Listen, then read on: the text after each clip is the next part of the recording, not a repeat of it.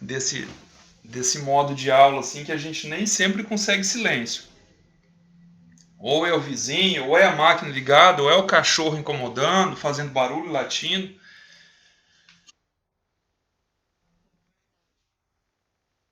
Mas fazer o que? É o que tem para o momento, né? Então vamos lá, enquanto o pessoal chega, olha só, vou tentar dar uma breve resumida nesse capítulo 5 aqui, e depois a gente finaliza o conteúdo. Esse capítulo aqui, então assim, ele o que eu acho interessante desse livro aqui é que ele trabalha com continuidade. Esse capítulo aqui ele faz um fechamento do capítulo anterior, que focou em ideia, né? Muito embora muito teórico o capítulo anterior, mas ele faz um fecha focando nas ideias. Ele fala que a ideia ela é que proporciona o crescimento de uma nação, né? Contribui de forma assim bastante significativa.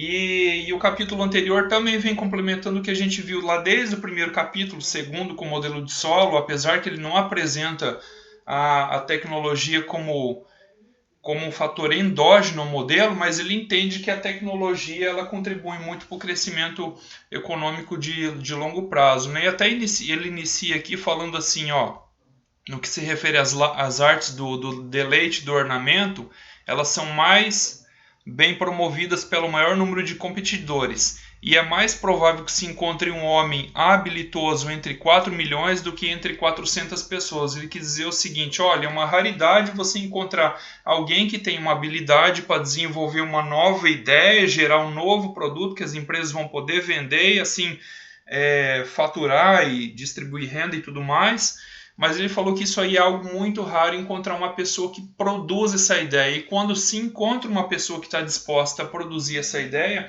essa pessoa ela deve ser muito bem remunerada. Ele explica isso no capítulo, né? A empresa que trabalha aí no setor de pesquisa e desenvolvimento, que é um dos setores que ele trabalha nesse capítulo, essa empresa ela tem que ser remunerada com uma taxa de retorno assim acima da taxa normal de retorno do mercado. Você está conseguindo enxergar minha tela? Deixa eu... Ah, tá. Tem que partilhar ela aqui. A tela inteira. Então deixa eu selecionar aqui, partilhar. Acho que agora você vai conseguir enxergar. Consegue?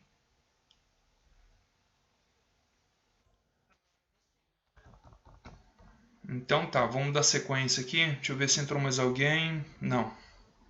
Caramba, só você, mas tudo bem, vamos lá. Então a gente segue aqui. Deixa eu só passar para a próxima página. Ele apresenta alguns elementos básicos, ele faz uma revisão do modelo de solo, que a gente já viu. Aqui ele apresenta a equação de produção muito parecida com a equação de solo, que a gente tem aqui o Y grande, que é o produto, né? Esse produto está diretamente relacionado ao estoque de capital da economia, capital crescendo ao longo do tempo, ao trabalho também, a variável L, né? E só que aqui a gente vê esse índice A aqui, esse A ele vai representar o quê? O estoque de ideias que evolui ao longo do tempo. E esse estoque de ideias ele está relacionado diretamente ao quê? A mão de obra. Afinal de contas, ele fala assim, nesse capítulo aqui, o Homer fala no modelo dele, bom, quem tá atuando nesse setor são pessoas. Então, uma parte das pessoas que representam a população economicamente ativa vai estar trabalhando no setor de manufatura, por exemplo, trabalhando como empregado ali numa indústria, produzindo alguma coisa. Mas vai ter gente que também vai estar trabalhando nesse setor de pesquisas. Ele chama setor de pesquisa e desenvolvimento, desenvolvendo novas ideias e novas tecnologias. Então, por isso que vai ter um lado da mão de obra, depois isso ele multiplica por um índice que representa uma fração, ou seja, um percentual das pessoas que estão trabalhando, exclusivamente produzindo novas ideias, produzindo novas tecnologias, tá certo? Então aqui tá tudo ok. Aí depois ele Bom, ele vai fazendo uma revisão aqui básica do modelo de solo. Isso aqui a gente já viu, é como se dá o processo de acumulação de capital ao longo do tempo. Vai ter uma parte do dinheiro que ela é poupada e depois investida. Tá? Essa parte que é economizada é uma parte do que? Da própria renda nacional. Ela é economizada no momento, ela não é gasta, mas ela é investida posteriormente para compensar o que? O próprio desgaste do capital. Então aqui, ó, menos DK, ou seja, menos a depreciação do capital, porque o capital ele se deteriora ao longo do tempo. Tá? Então, o processo de acumulação de capital no modelo de Homer funciona da mesma maneira que no modelo de solo.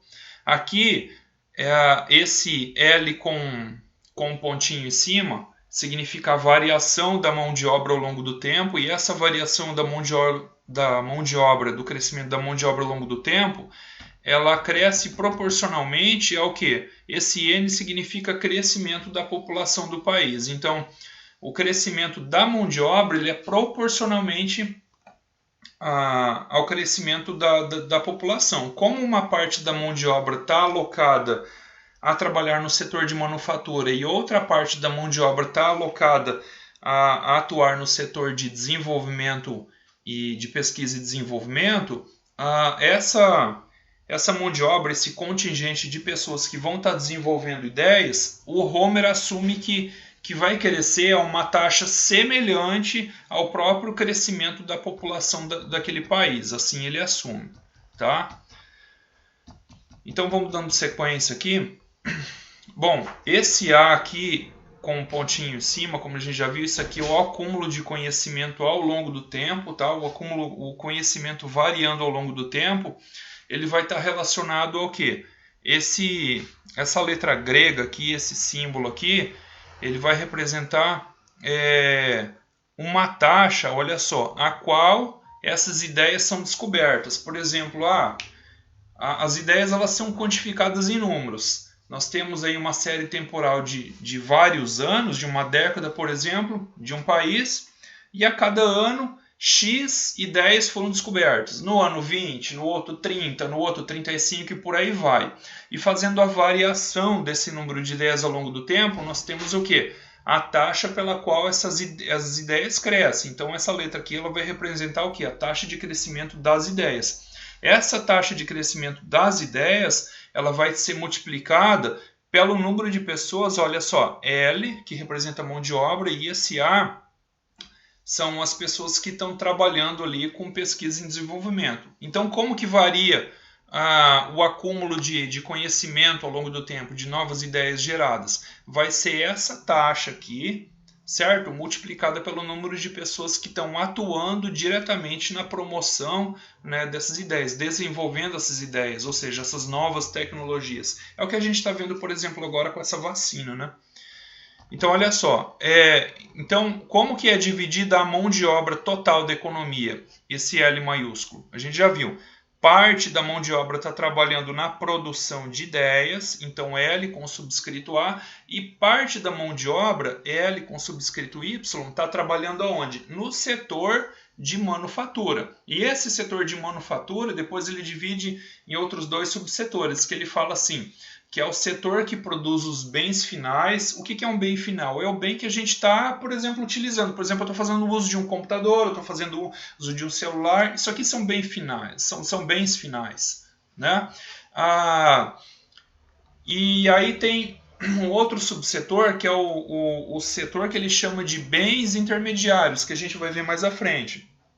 Esse setor de bens intermediários, o que esse setor faz? Ele compra a ideia, ele compra a tecnologia, tá? Produzida pelo setor de pesquisa e desenvolvimento, tá? E aí ele compra e ele paga uma vez só. Depois ele vai aplicar essa tecnologia por um determinado tempo aí, sei lá, 5 anos, 10 anos, até que o produto se torne obsoleto. E ele vai produzir o quê? Bens de capital. Bens de capital são bens que são necessários para a produção dos bens finais. Então são bens que geram dinheiro, que agregam valor. Gente, até aqui está tudo bem? Sim? Sim ou não? Sim. Então vamos baixar um pouquinho aqui. Tem algumas coisas que eu vou passar aqui porque o capítulo ele é meio extenso.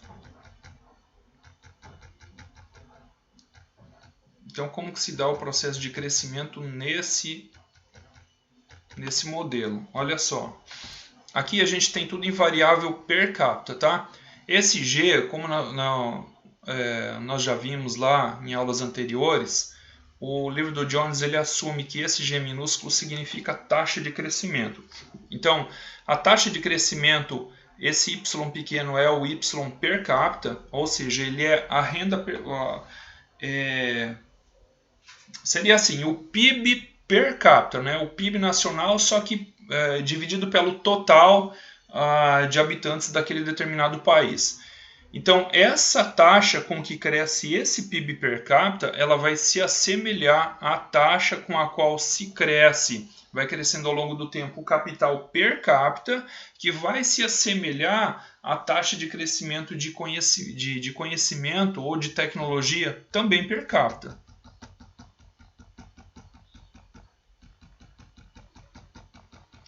Vou descer um pouco mais aqui.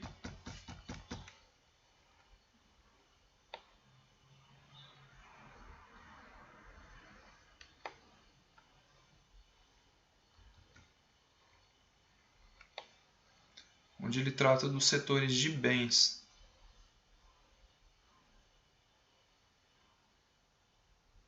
Ó, aqui na estática comparativa, quando a gente viu lá no modelo de solo, um modelo de solo na estática comparativa, ele falou assim, poxa, a economia ela cresceu ao longo do tempo e ela chegou num estado chamado estado estacionário. Aqui, para que a economia continuasse crescendo, seria necessário então uma injeção de novos investimentos, poupança passada que se converteria em investimento, investimento principalmente em trabalhadores para que essa economia continue crescendo. Aqui ele fala que esse investimento ele deve ser realizado em quê? Em pesquisa e desenvolvimento, que vai aumentar a fração da força de trabalho que vai se dedicar a essa pesquisa. Só um pouquinho, vou descer aqui.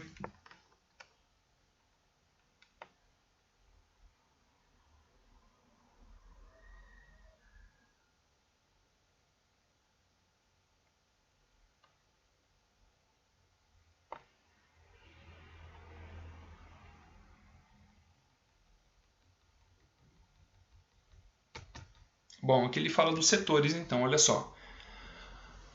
A economia de Homer é composta por 3 setores: bens finais, bens intermediários e pesquisa.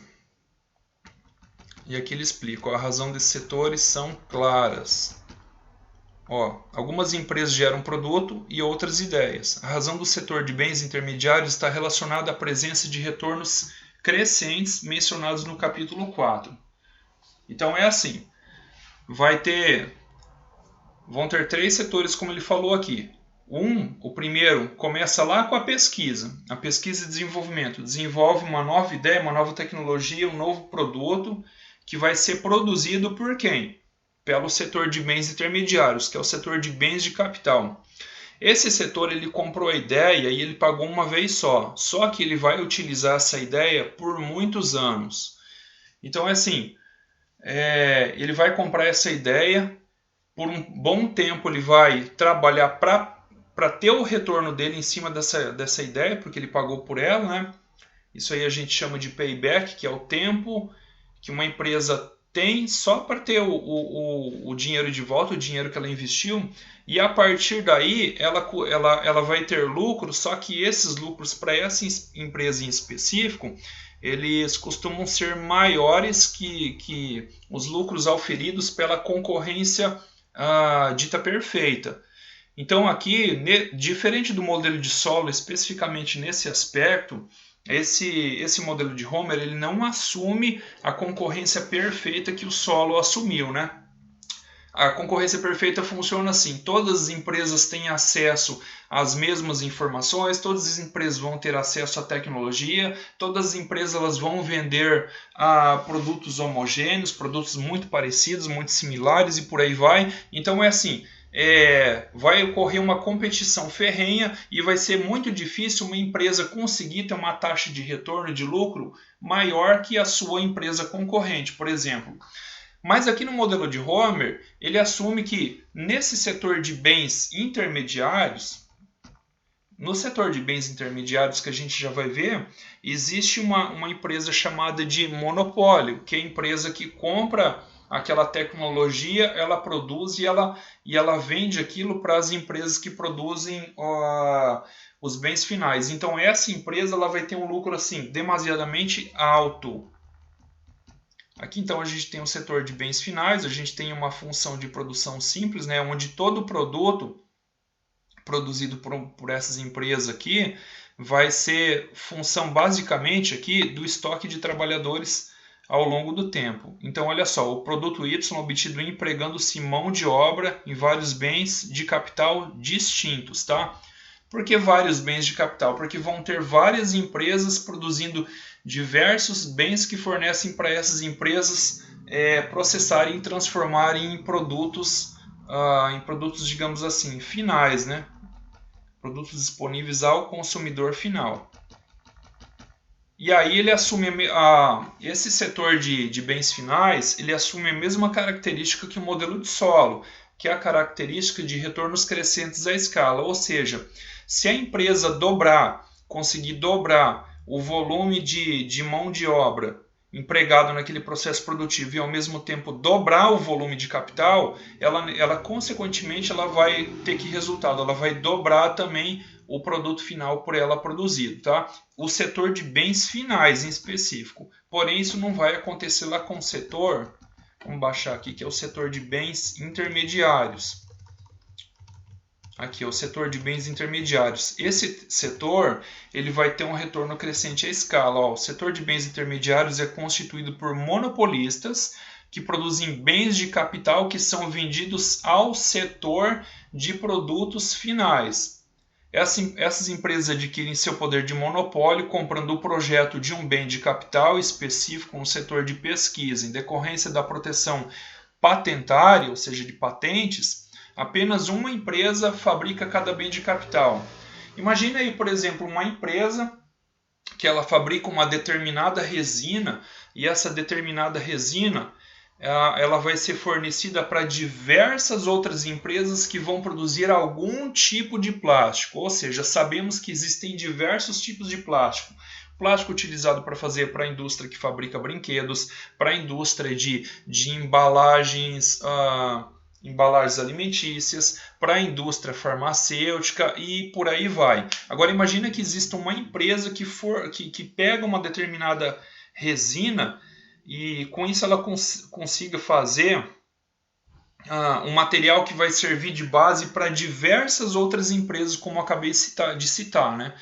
Então essa empresa em específico, ela queira ou não, ela é um monopólio. Por quê? Porque só tem ela que vai fornecer essa resina. Por exemplo, aqui no Brasil a gente tem aquela empresa chamada Braskem, ela fornece resina plástica para diversas outras empresas, as empresas que fabricam embalagem de refrigerante, embalagem PET, as empresas que fabricam brinquedos, as empresas que fabricam embalagens plásticas para diversos outros fins e por aí vai. Então essa matéria-prima ela é tida como bem de capital, por quê? Porque ela serve de base para a produção de outros plásticos aí, para os outros setores da economia, os setores aí de bens finais, tá? Então ela vai trabalhar com lucros crescentes de escala. Por quê? Porque além de incluir variáveis como capital e mão de obra, aqui a gente inclui o estoque de conhecimento de ideia. E essa ideia, uma vez comprada, ela é replicada ao longo do tempo. Então, assim, ele compra e ele paga uma vez, mas por um longo tempo ele ganha em cima, não somente da mão de obra e do capital aplicado no produto que ele está produzindo, mas em cima também daquela ideia que já foi paga, certo? Vamos descer um pouco mais aqui.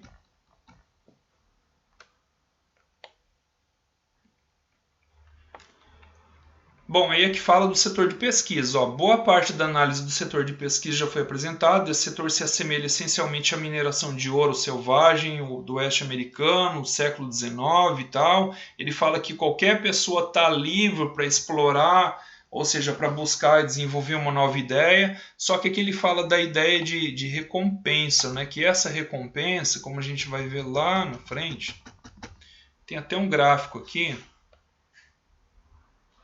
Um gráfico de monopólio, quando ele fala da solução no modelo, esse gráfico aqui, ó,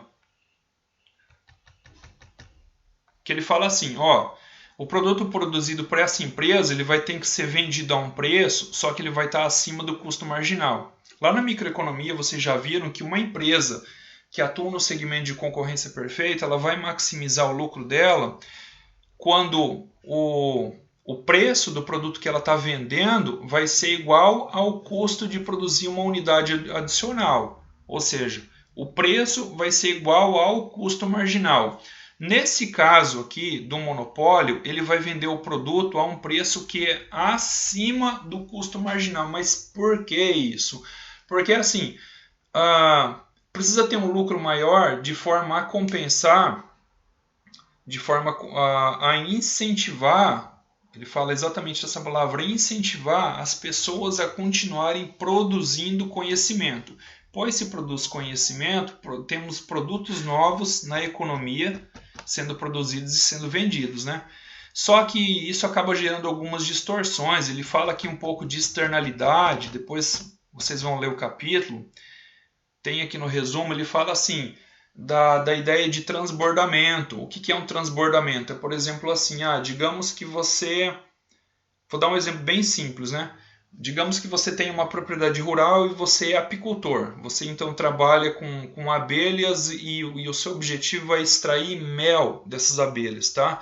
Só que as suas abelhas, independente da sua vontade ou não, elas acabam indo até a propriedade do vizinho, elas acabam polinizando as macieiras, os pés de maçã do vizinho. O vizinho acaba sendo beneficiado porque ele acaba tendo uma produção ainda maior. E a culpa é de quem? A culpa é sua, né? Que assim, atuando no seu próprio interesse, querendo extrair mel dali, você acabou, sem querer, você acabou beneficiando o vizinho. Então aqui, ele fala nesse capítulo que as invenções, as novas ideias, a própria evolução do progresso tecnológico acaba trazendo externalidades positivas. Ele chama isso de transbordamento, ou seja, a sociedade ela vai ter um ganho muito maior, a sociedade como um todo, do que a própria do que a própria empresa que está produzindo aquela tecnologia. Então a gente até vê aqui, ó, excedente do consumidor, área sombreada, ou seja, o consumidor acaba sendo beneficiado com essa nova tecnologia. Eu não vou entrar em méritos matemáticos aqui, mas é assim, eu vou pedir para você ler, deixa eu ver se tem mais alguém aqui, ou só você, Tatiane? Só você? Ah não, tem a Alexandra também. Vocês começam lendo esse capítulo, comecem lendo pelo resumo, para que ele fique muito bem claro para vocês.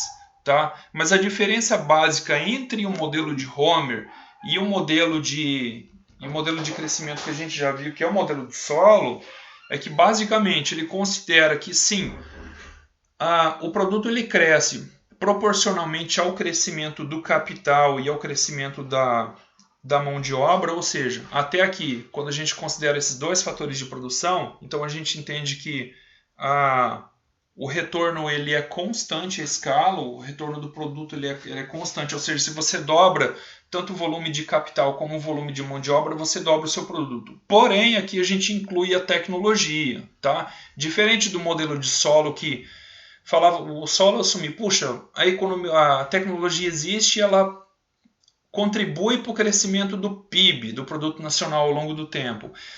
Só que o solo não se preocupou em saber de onde que vinha essa tecnologia, como surgia. E aqui no modelo de Homer, ele considera a tecnologia, ele fala assim, olha, as empresas existem algumas empresas que elas estão interessadas em produzir tecnologia sim, e elas precisam ser remuneradas por essa produção de tecnologia.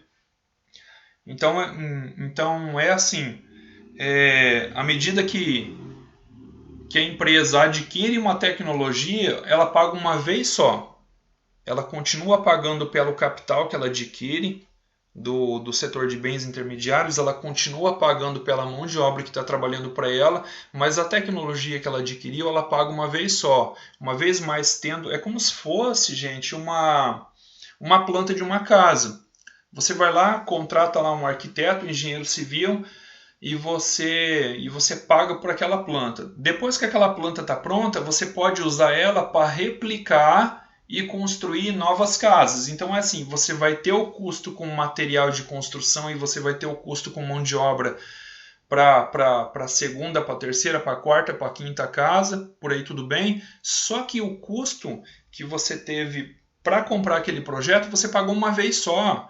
Então isso significa que aquele projeto ele vai dar retorno crescente à escala para você. E assim funciona com uma ideia. Então é assim, basicamente é essa a diferença entre o modelo de Homer para o modelo de solo, que aqui ele inclui a ideia, ele inclui a tecnologia como um fator endógeno ao modelo, ou seja, as empresas elas estão interessadas em buscar essa tecnologia, implementar e desenvolver essa tecnologia, e essa tecnologia ela vai trazer retorno crescente à escala para aquela empresa. Basicamente é isso. Tá? Tranquilo até aqui, gente? Ele finaliza aqui no resumo, aqui, ele fala também lá, ó, das patentes, dos direitos autorais, que é o que a gente já viu lá no capítulo 4 também. O Douglas North, na tese dele, ele defende muito essas instituições que estão aí se fazendo presente para defender os direitos de propriedade de uma empresa, tá? Porque senão uma empresa não se anima, né? Ela não se incentiva a continuar ali produzindo. Imagina, ela tem uma ideia, ela desenvolve, aí chega uma outra e copia e rouba a ideia dela, e não dá, né? Tranquilo até aqui, gente? Entenderam? Sim? Tatiana, Alexandra, vocês estão aí?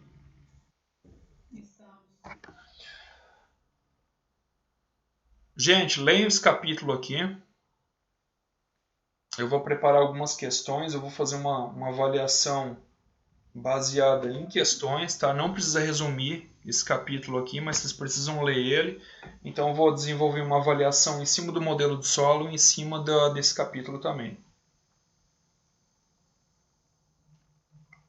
Tranquilo até aqui, gente? Tranquilo, Alexandra?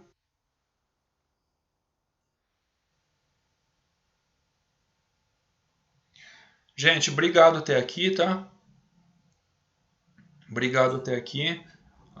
Então é assim, ficaram 3 avaliações. 2 delas são os resumos que vocês devem fazer e postar lá no SIGA A, e a outra eu vou desenvolver um questionário em cima do capítulo de solo, do modelo de solo, e em cima desse capítulo também. E do capítulo 4, Economia das Ideias.